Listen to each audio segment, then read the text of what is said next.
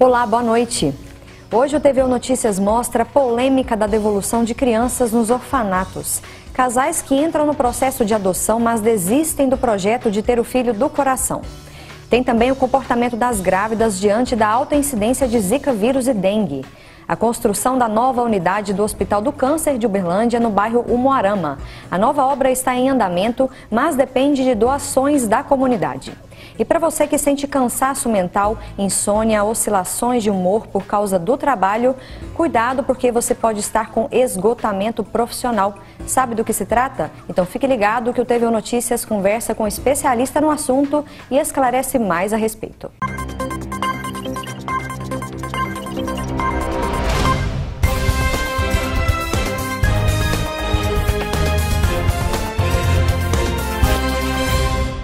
Até o final do ano passado, cerca de 93 crianças aguardavam para ser adotadas em Uberlândia, segundo a Vara da Infância. Se não bastasse este número, no Brasil ainda é grande a quantidade de pais que adotam uma criança, mudam de ideia e acabam devolvendo essa mesma criança ao orfanato. Para tentar diminuir esse problema, treinamentos e grupos de estudos com especialistas na área são realizados na cidade. Virgínia vive um momento feliz. Há pouco mais de 2 anos, ela ganhou 2 filhos adotivos. Os meninos chegaram após um momento difícil na vida dela e do esposo.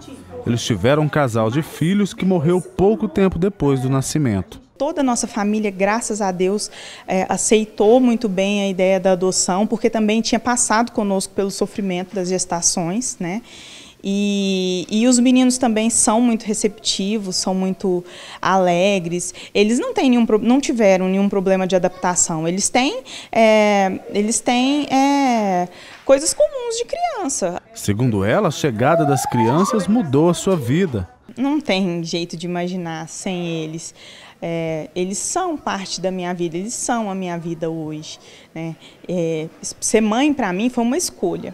Né? Muitas mulheres engravidam e por acidente, né? Que elas costumam dizer, não queria, não me preveni e tal.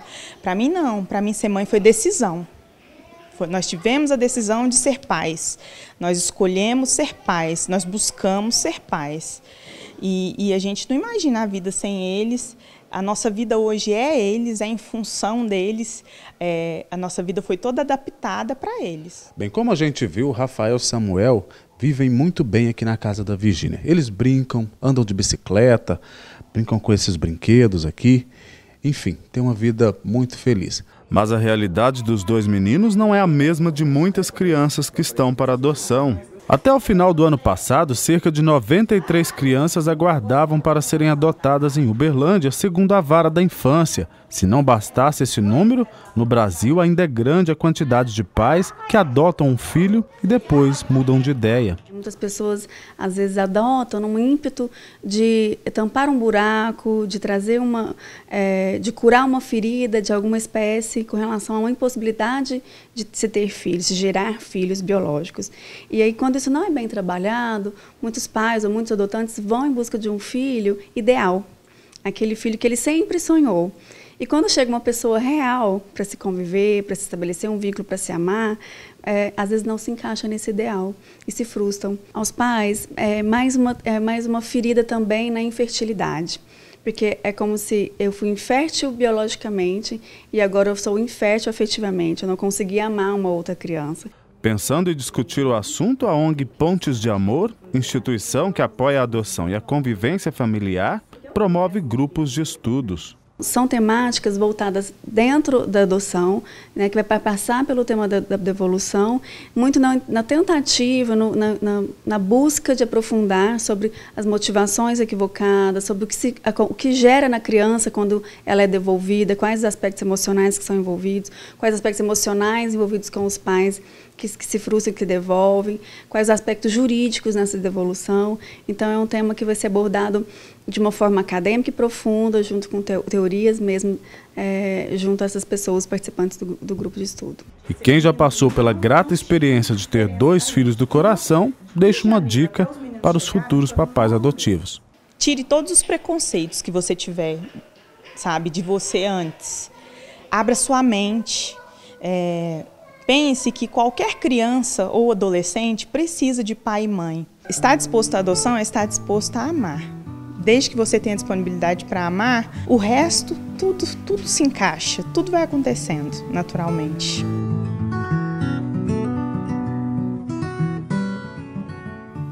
Agora vamos conferir como fica o tempo amanhã.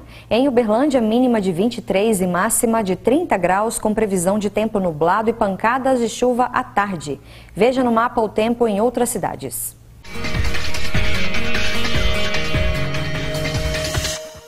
Mínima de 21 e máxima de 33 graus em Tuiutaba. A quinta vai ser de tempo nublado com possibilidade de pancadas de chuva à tarde. Em Uberaba, a previsão para amanhã é de pancadas de chuva também à tarde. A temperatura deve variar entre 20 e 29 graus na cidade. Em Delta, predomínio de sol pela manhã e chuva à tarde. A mínima prevista é de 22 e a máxima pode chegar aos 30 graus. Mínima de 21 e máxima de 30 graus em Frutal. A previsão também é de chuva durante a tarde.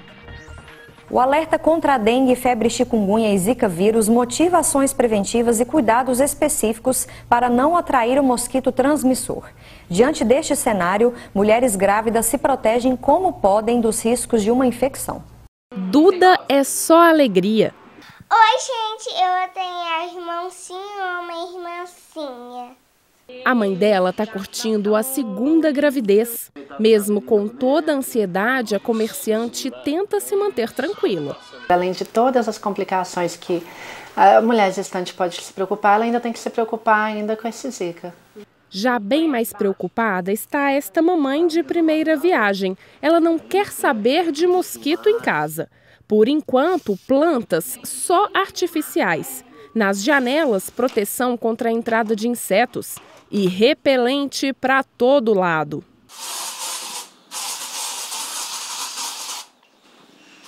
A preocupação é mesmo de contrair o vírus, né? Não só pelo fato dele estar presente em qualquer estado, mas pelo fato de eu ter estado num local onde tem uma eminência maior, né? Que eu tive no Recife há pouco tempo. Graças a Deus eu não tive nenhum sintoma, mas isso me deixou um pouco mais preocupada agora, por saber que muitas pessoas não têm sintoma, mesmo tendo a doença, né? A preocupação faz sentido. No final do ano passado, o Ministério da Saúde estabeleceu relação entre a microcefalia e a infecção por Zika vírus. 3.670 casos de microcefalia estão sendo investigados no país. Outros 404 já foram confirmados, o que exige das futuras mamães cuidado redobrado. A microcefalia prejudica o desenvolvimento mental do indivíduo. Apenas 1 em cada 4 pessoas tem os sintomas do vírus que pode causar a microcefalia. Esse vírus atravessa a placenta. Muitos vírus, que a gente tem, eles não são capazes de atravessar a placenta, mas o vírus da Zika sim, certo? E quando ele atravessa essa placenta, ele vai ter uma afinidade pelos tecidos neurológicos do feto, Sistema nervoso, principalmente sistema nervoso central, que é o cérebro. Por isso que o que a gente vê nos exames ultrassonográficos é uma redução do tamanho do polo cefálico, certo? Que é o que a gente chama hoje de microcefalia. E está enganado quem pensa que o vírus só causa doença nos 3 primeiros meses de gestação. Então, assim, a gente acredita que as lesões mais graves, elas são causadas no início, mas isso não isenta o restante da gravidez de riscos. Os repelentes ajudam a manter o mosquito longe, mas para espantar de vez o risco, é preciso eliminar todos os focos de água parada, dar preferência a roupas compridas, evitar viagens para áreas mais afetadas e manter o lixo em sacos plásticos sempre fechados. Renata está fazendo a parte dela. Ela sabe que para que tudo corra bem, é importante que os vizinhos também declarem guerra ao mosquito. Mas já fica mais tranquila por saber que está no caminho certo. Essa loucura de Zika vírus não deixa a gente curtir, a gente fica mais apreensivo do que curtindo. Mas agora eu vou tentar relaxar, passar mais pela parte boa da gestação, que é comprar as coisinhas do bebê e curtir mesmo. Militares das Forças Armadas reforçam a caça aos focos do mosquito Aedes aegypti em 22 cidades do estado. Confira. Wesley já estava acostumado a receber a visita dos agentes de endemia da prefeitura, mas foi surpreendido pela presença do Exército na porta de casa. Fica à vontade, dá licença. Eu faço de tudo para estar em ordem, mas tem alguns detalhes que a gente deixa escapar. Igual ele falou que a calha eu tenho que limpar ela mais vezes, né? Eles repararam que minha piscina, a lona que eu faço de proteção, ainda está com um pouco de água ali. Mas são detalhes que a gente, com a ajuda também, igual da opinião deles aí, a gente vai chegando, né, para ficar 100% correto, para não dar motivo para esses mosquitos, né? Mais de 2.000 homens das Forças Armadas devem visitar imóveis em 22 cidades do estado. Em Belo Horizonte, são 400 oficiais do Exército e das Forças Aéreas. As equipes são formadas por 2 a 3 militares. Nós temos junto um agente de endemia. Os militares vão auxiliar na identificação dos pontos dentro das residências, dos focos de mosquito, e os agentes de endemia vão aplicar os produtos químicos. As Forças Armadas vão reforçar o trabalho dos agentes de endemia da Prefeitura. O objetivo é conseguir entrar num maior número de casas. Em Minas Gerais, a situação é crítica. 1 em cada 8 cidades apresenta epidemia de dengue. Só no primeiro mês do ano já foram mais de 46.000 casos registrados. Aqui na região do bairro Salgado Filho, os moradores estão em estado de alerta. Já são mais de 200 notificações. Só essa semana eu fiquei sabendo de 3 pessoas com dengue. Meu cunhado tá. O Exército não tem poder de polícia, então não pode entrar sem autorização. Mas um relatório constando endereços onde não foi possível entrar vai ser entregue às autoridades competentes. Se alguém não abrir a casa vai ser relacionada e vai fazer parte do nosso relatório que foi impossível visitar aquela casa, seja por recusa do morador ou seja pela residência, não existir nenhum morador no local. O TVU Notícias vai para um rápido intervalo e volta já já. Quando eu percebi, ela já estava lá. Meus movimentos ficaram mais lentos, comecei a tremer. Procurei um médico e ele diagnosticou. O Parkinson é uma doença neurológica que afeta os movimentos. Pode causar tremores, lentidão e rigidez. É muito importante receber o diagnóstico precoce. Existe tratamento e você pode continuar a fazer as coisas que mais gosta. Procure um médico. Viva bem com Parkinson.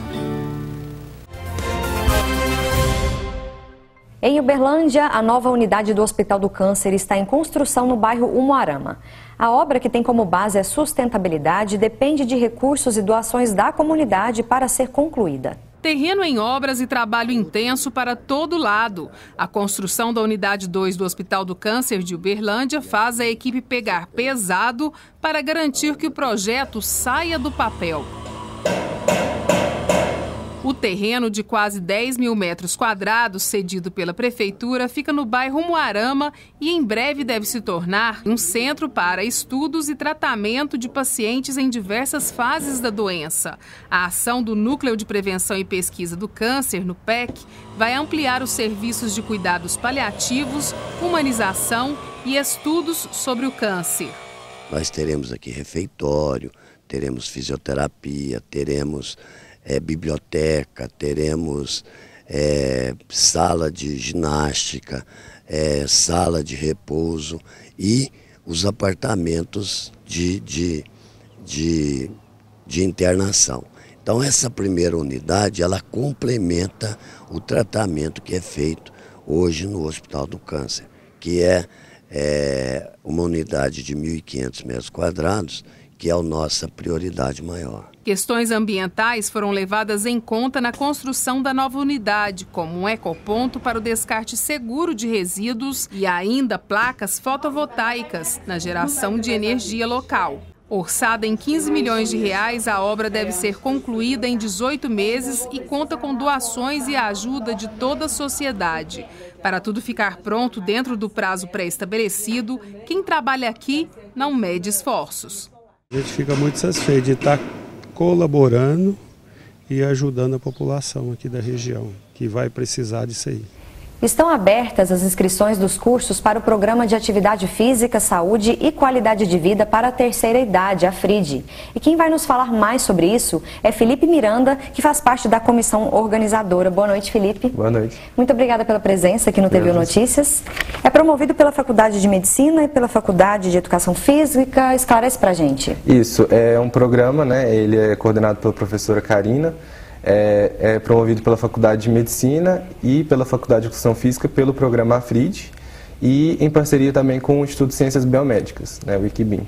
É a primeira vez que a Faculdade de Medicina participa com vários outros cursos diferentes, é isso? Sim, é a primeira vez que é feito um curso nesse formato, né? São atividades diferenciadas, porque não só fazem sobre lazer, mas também vão falar um pouquinho mais sobre conhecimentos científicos também aplicados para os idosos, né? De onde que vem a necessidade de oferecer esses cursos, né, no sentido de ser, um ponto de vista mais técnico, seria isso, Felipe? Por exemplo, anatomia, né? Vamos explicar um pouquinho dos cursos. Isso, a ideia é porque hoje em dia tem muitas pesquisas, né, tem muitas linhas de pesquisa relacionadas ao envelhecimento, né? A gerontologia hoje em dia trata muito disso, que é o envelhecimento saudável, e áreas da medicina e outras áreas da saúde, como por exemplo a geriatria, né, elas tratam mais de um envelhecimento saudável.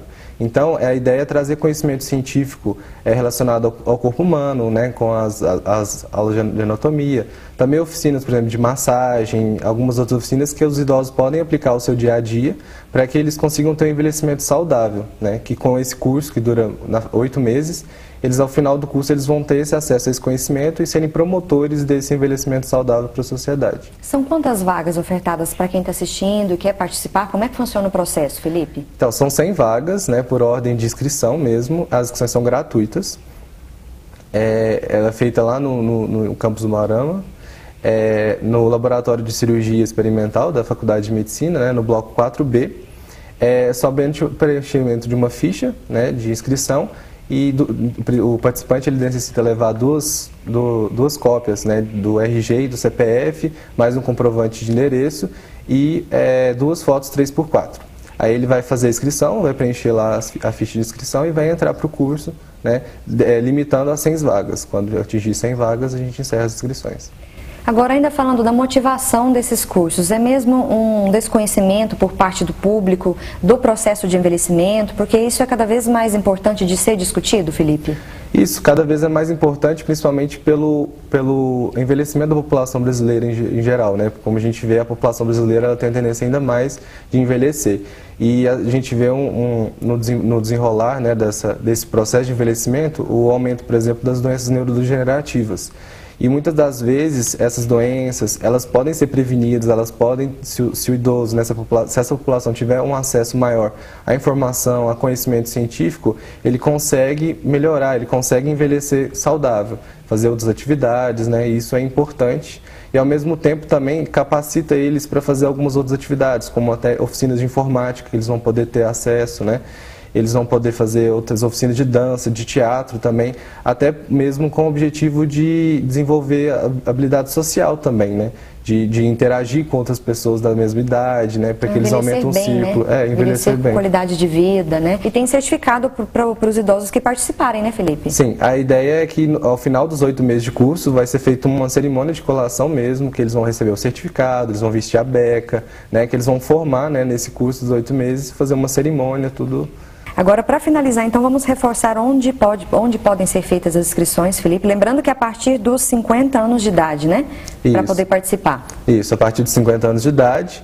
Aí quem tiver interessado vai ter que procurar, né, o bloco 4B lá no campus do Moarama. Ele fica na rua Pedro Quirino, próximo à entrada do Hospital do Câncer. As inscrições, então, ele tem que preencher uma ficha. Essa ficha vai estar disponível lá no local.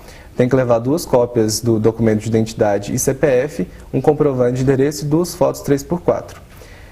E para mais informações, se quiser entrar em contato com a gente tem o telefone, é o 3239-1307. Muito obrigada pela entrevista, Felipe. Obrigado. E em instantes tem as informações sobre o esgotamento profissional. Não sai daí, a gente volta já já.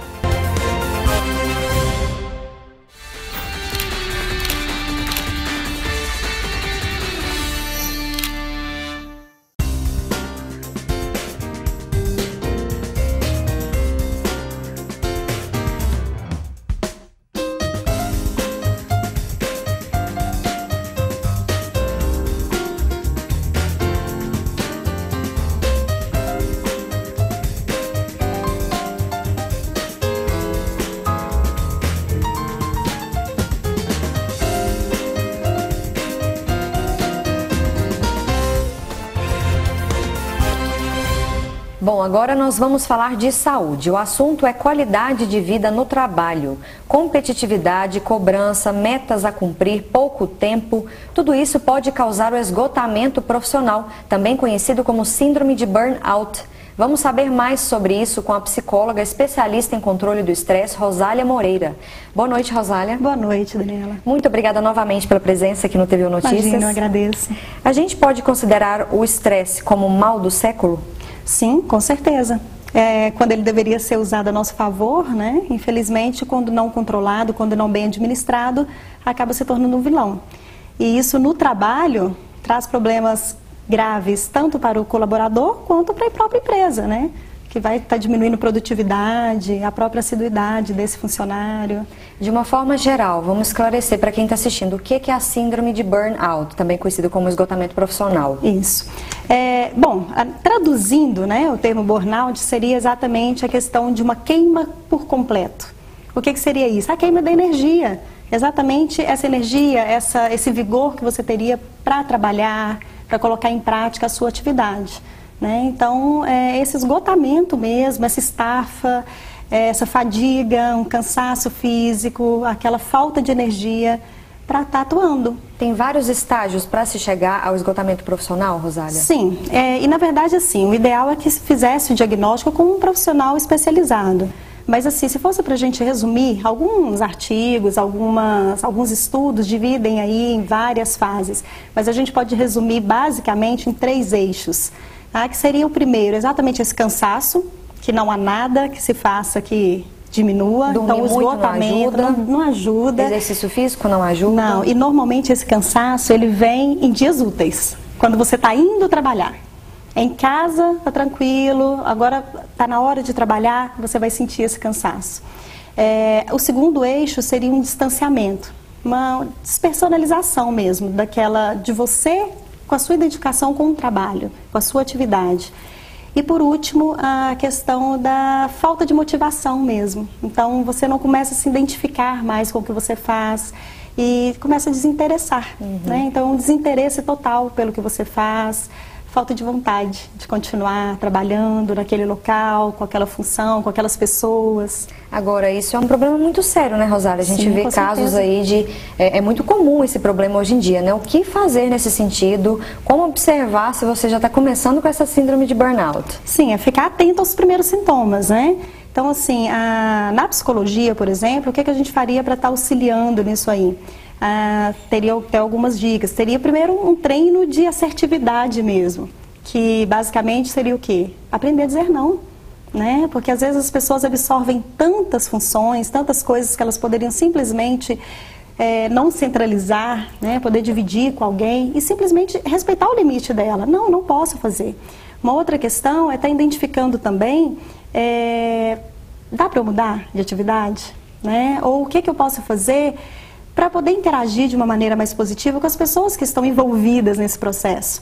Desde um colega de trabalho que faz atividade comigo, um cliente ou o meu líder. Né? Uma outra questão também é estar identificando uma possibilidade de mudança, seja da atividade, seja da própria empresa, seja de função. Às vezes eu atuo numa área que não tem nada a ver comigo. E aí entra também uma questão de teste vocacional, um teste profissional, para você ver em que você poderia se encaixar de uma maneira mais saudável, né? Porque como eu vou ter uma qualidade de vida se eu vou todos os dias sentar numa cadeira que não me faz bem, que não me está trazendo nem um pouco de prazer mesmo, né?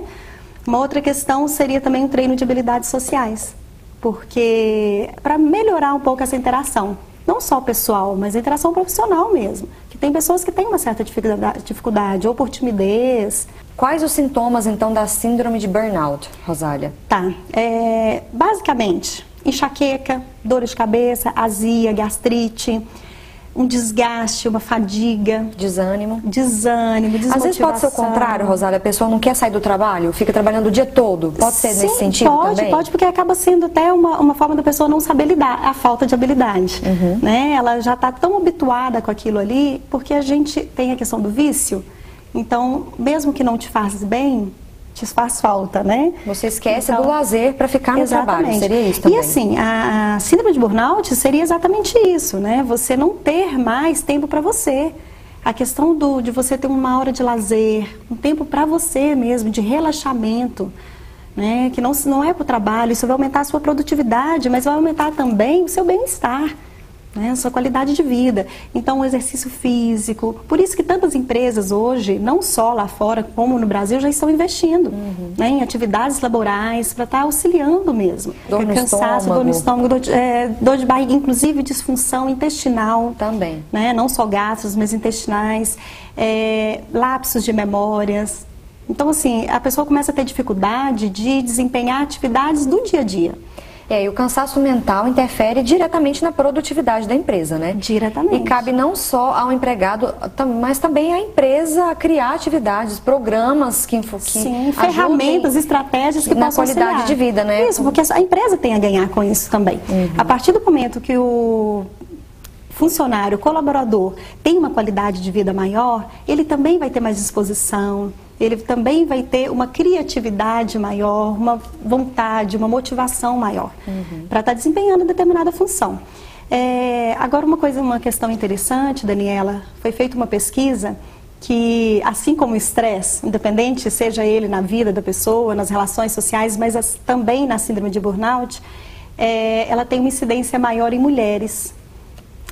Talvez por essa questão de número de papéis que as mulheres desenvolvem, mas principalmente aí sim, tanto em mulheres quanto em homens, com dupla jornada de trabalho.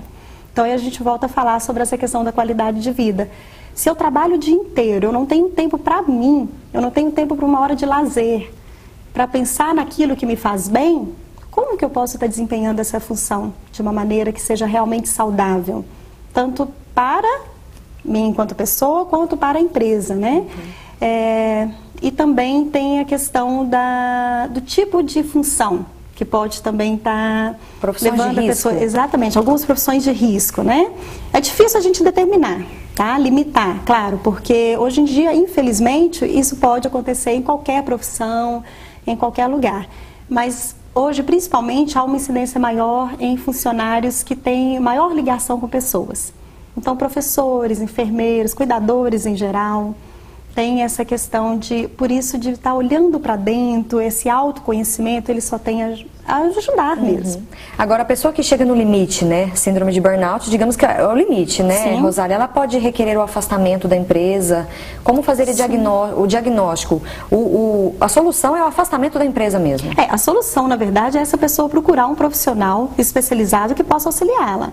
Porque não adianta também ela simplesmente se afastar e continuar o problema. Exatamente, porque ela precisa também de desenvolver estratégias que ela possa identificar essas questões, porque senão em qualquer outra empresa que ela tiver, ela pode acontecer tudo isso novamente, problema. Exatamente, porque tem a ver também com o perfil. Tem pessoas que são mais tranquilas, são mais calmas, tem umas pessoas que já são mais agitadas, são mais ansiosas. É difícil a gente definir, igual tem gente que fala, tem gente que é mais estressado, né? Não é que a gente vai estar determinando isso, mas é uma maneira da pessoa desenvolver estratégias de mudar esse olhar também, que independente de onde eu estou, eu posso estar bem. Né? Então, assim, o primeiro passo seria procurar um profissional realmente que possa auxiliar. E não é só medicação, em alguns casos também precisa, mas principalmente com alguma reeducação mesmo. Como eu disse, o que eu tenho feito de passatempo, de lazer, o que eu tenho feito para mim? Não é para a empresa, não é para minha família, não são para meus amigos, é de fato para minha pessoa. Um momento de relaxamento, um exercício físico, uma alimentação saudável, né? Porque a síndrome de burnout, ela pode desenvolver outros transtornos. Acarreta outras doenças. Exatamente. Então, por exemplo, quantas pessoas têm que desenvolvem uma depressão, uma crise de ansiedade por causa da síndrome de burnout. Exatamente, fica então a dica para quem nos assiste. Muito obrigada novamente pela sua entrevista, Rosália. Eu agradeço. Obrigada. E hoje, quarta-feira, você tem outro compromisso logo mais aqui na TV Universitária. É o programa UFO no Plural. E nesta edição especial, o jornalista Márcio Alvarenga e convidados falam sobre as manifestações de rua no Brasil. UFO no Plural vai ao ar daqui a pouquinho, às 10 da noite. E o TV Notícias de hoje fica por aqui. Eu volto amanhã com mais informações para você. Uma boa noite e até lá.